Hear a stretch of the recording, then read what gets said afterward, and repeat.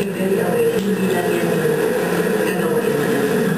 Hindi lang naman yan ang basihan na isang sagot. And remember, you said, gusto mo makilala sarili mo hanggang saan ang kaya mo gawin para sa sarili mo at para sa pamilya. Yun lang yun. Kung pinag-uusapan yung buto, yun ba talaga eh. Parang pinuha ka sa mga na. Oo, yun talaga pira ako buto. Siyempre, kasi may pupunta. Araw ko buto na gano'n. Ay, hindi ko naman kakayanin yun. Kasi ngayon parang nagsusuko na ako sa buto. Kasi kasi yung ginagawa ko yun sa akin. Pero kung may himatay ako sa sobrang nilukulan, wala akong ginakalit. Saka doon, kasi nakarapta ako. Tapos, pinangaray, gutom na din. Alam mo yun, pinaglangan eh. Akala ko kasi merong crabs, diba? Tapos nakalimutan. Pero ako sa sarili ko, inikot ko yung buong bundok eh. Ako lang mag-isa eh. Nung first dating namin. Pero wala eh. Buti sana ako yung buko. I mean, sa akin kasi ano ako, wala akong practical. Kung alam ko kung buhay ako sa isang araw na hindi kailangan ng ibang tao, kaya ko, pero makikita ko na wala talaga.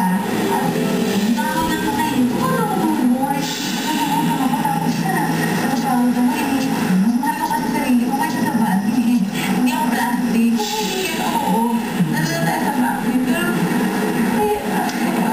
first time ko na nabago sa buong buhay ko. Hilo-hilo na ako, na halos mga 48 hours ko na ako kain. Talagang, yun lang yung akin. Yun talaga. Nakakain naman siguro kahit hindi mo may tira. Nakakain na sila tinapay, di ba? Kasi wala.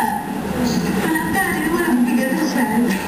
Siguro kung hindi pa ako makakaya yung gawin, mas ganun lang bigay why I quit now, like quit tomorrow, and suffer there in the island with no food? I'm gonna quit now.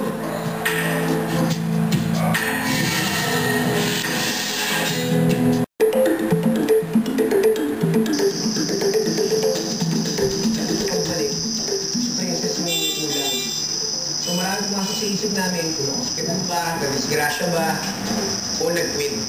So hindi pa namin alam yung mangyayari. Kinamagahan, ang pintent, hindi na siya bumalik.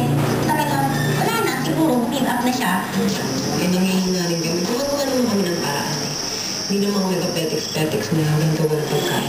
Kahit nalilit na siyang kinakain namin, para lang mga lalaki. Isang, ano nga na, magkalaman na yung tiyan namin, happy na kami. Princess has to make cookie lunch. She should always sit down, let everyone do the work, and it's like that. And then, bata pa si Princess eh. At saka, she's a princess. She is the hope. But if you're an island where you're asked to work and survive, maybe that's a bit of an idea.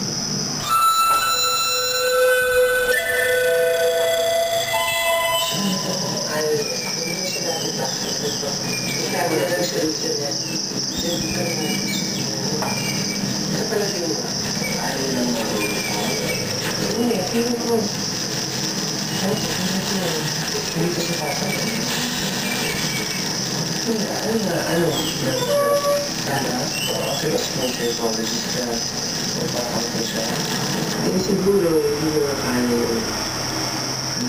mag-dating sa isla, gusto sa Bora. Yung survival sa isla. Pwede na ang challenge yan. Pwede na stay in a nice hotel. Yung mag-serve sa vacation may pack lunch kung nasa location. Pero, hindi siguro akala niya. Nakita ko na nanalo si Bumi tsaka si Ira. Yun na, palakpakan kami. Nakita ko to si Buggets, walang dungis, kalinis-linis. Kaya pala parang sabi niya, lumapit siya, wala na pagdating ko dun, wala hindi ko rin magagawa. Hindi ko na lang tinuloy. Wow nga. Sige, sabi mo, downfall mo yan, kaya magagawa. Alam mo na wala na siya ng pag-asa nung time na yun. Hindi niya na itinuloy.